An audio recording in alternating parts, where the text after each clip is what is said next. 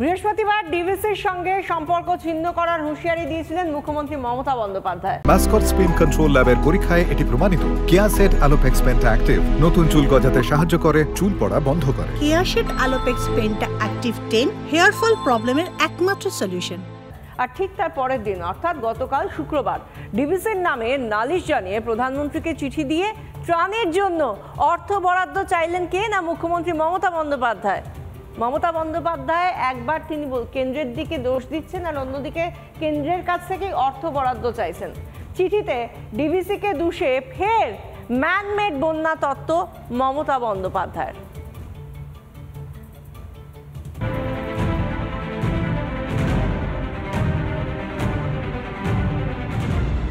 বিরোধী নেত্রী থাকাকালীন তৎকালীন বামফ্রন্ট সরকারের বিরুদ্ধে প্রায়ই ম্যানমেড বন্যার অভিযোগ তুলতেন মমতা বন্দ্যোপাধ্যায়। শাসক মমতা বন্দ্যোপাধ্যায়ের মুখে ফের ম্যানমেড বন্যার অভিযোগ। কোনোদিন জীবনে হয়নি, পুরো চক্রান্ত, মানে এটা পূর্ব পরিকল্পিত এবং এটা পরিকল্পিত বন্যা। এটা আমাদের বৃষ্টির জলে বন্যা নয়, বৃষ্টি হয়েছে 3-4 দিন, কিন্তু এটা ম্যানমেড প্ল্যান। প্রতি বছরই এই সময় জল ছাড়ে ডিভিসি, আর প্রতি বছরের মতো এবারও ডিভিসিকে গালমন্দ করলেন মুখ্যমন্ত্রী। ডিভিসি ছেড়েছে সবচেয়ে বেশি, পুরো হিসেব ওরা আমাদের বলছে না। আমি তো ডিভিসির সাথে সব সম্পর্ক পশ্চিমবাংলার কাট আপ করবই। শুক্রবারই ডিভিসির বিরুদ্ধে প্রধানমন্ত্রীকে 4 পাতার চিঠি দিলেন মুখ্যমন্ত্রী। চিঠিতে মমতা বন্দ্যোপাধ্যায় লেখেন, অনিয়ন্ত্রিত একতরফা এবং অভূতপূর্ব জল ছাড়ার ফলে রাজ্যে দুর্ভোগ। অতীতে এই পরিমাণ জল ডিভিসি থেকে ছাড়া হয়নি। 2009-এর পর দামোদর নিম্ন অববাহিকা এবং সংলগ্ন অঞ্চল সবচেয়ে বড় বন্যার মুখোমুখি। এর ফলে রাজ্যের 50 লক্ষ মানুষ বন্যা দুর্গত। ডিভিসির চেয়ারম্যানকে 16 সেপ্টেম্বর ফোন করে অবস্থা সম্পর্কে জানানো হয়। তারপরেও 17 সেপ্টেম্বর ভোরে 2.5 লক্ষ কিউসেক জল ছাড়া হয়। মুখ্যমন্ত্রীর মতে বছর বছর ইচ্ছে করে বাংলাকে ডোবায় ডিভিসি। ফি বছর ডিভিসির জল ছাড়া নিয়ে রাজ্য কিছুই জানতে পারে না, এটা কি আদৌ বিশ্বাসযোগ্য? 1 ইউনিট বিদ্যুৎ নতুন করে জেনারেশন করতে পারেননি, ডিভিসির উপর নির্ভর করেন, আবার ডিভিসিকে সঙ্গে সম্পর্ক কাট আপ করবেন বলেছেন। আমি আপনাকে চ্যালেঞ্জ করছি, আপনি যদি মুখ্যমন্ত্রী হয়ে বলে থাকেন আজকে বিকেলের মধ্যে ডিভিসির সঙ্গে সম্পর্ক ছিন্ন করুন, রাজ্যের 8টা জেলা অন্ধকারে ডুববে। প্রতি বছর বন্যা আসে, বন্যা যায়, সেই বানের জলে বাড়তে থাকে রাজনীতির ঢেউ, আর দোষারোপের রাজনীতিতে ঢাকা পড়ে যায় হাহাকার। রিপাবলিক বাংলা। এবার চোখ রাখবো বানভাসী দক্ষিণবঙ্গের ছবির দিকে। বানভাসী বাংলায় দিকে দিকে ত্রাণের জন্য হাহাকার, সেই ছবি আমরা দেখেছি।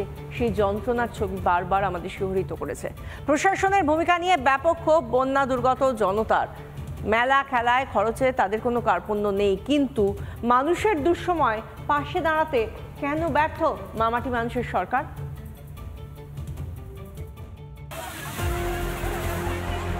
ত্রাণের জন্য এই হাহাকারের দৃশ্য ঘাটালের মনসুকা এলাকার। টানা বৃষ্টিতে জলমগ্ন গোটা এলাকা। খাদ্য কিংবা পানীয় জল কোনোটারই ঠিকমতো সংস্থান হচ্ছে না। তাই এভাবে এক বুক জলে দাঁড়িয়ে এক মুঠো সাহায্যের আশায় হাত বাড়িয়েছেন এরা। বন্যার যন্ত্রণা ও ভবিষ্যতের আশঙ্কা এখন মনসুকাবাসীর চোখে মুখে। সমস্যা জল ফল কিছু নেই, আলো নেই, কোথাও কিছু নেই, খাবার জন্য নেই, সাক্ষ্য পেরে পাচ্ছে অন্ধকার, কি খাবো, খুব সমস্যা। শুধু মনসুকাই নয়, দামোদর নদীর জল ঢুকে বানভাসী ঘাটাল থেকে পাঁশকুড়া, পুরসুরা থেকে উদয়নারায়ণপুর। মুখ্যমন্ত্রী বিভিন্ন এলাকায় গিয়েছেন বটে, কিন্তু দুর্গত মানুষদেরকে স্বস্তি পৌঁছে দিতে পেরেছেন কি? মুখ্যমন্ত্রী আসার পরের দিনই ত্রাণের দাবিতে পথ অবরোধ করলেন পাঁশকুড়ার পশ্চিম ন্যাকড়ার বাসিন্দারা। খাবার কিংবা পানীয় জল সরকার কোনো ব্যবস্থাই করেনি বলে অভিযোগ স্থানীয় বাসিন্দাদের।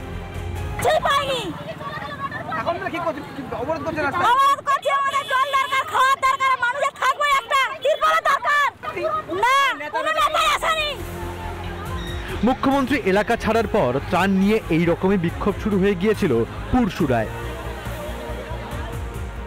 এদিন পাঁশকুড়ার বেশ কয়েকটি বানভাসী এলাকা পরিদর্শন করেন বিরোধী দলনেতা শুভেন্দু অধিকারী। বন্যা কবলিত এলাকায় জলের পাউচও বিলি করেন তিনি। শুভেন্দুকে কাছে পেয়ে কান্নায় ভেঙে পড়ে সর্বহারারা। কিন্তু সরকারের যে কাজ, সে কাজ সরকার করছে না।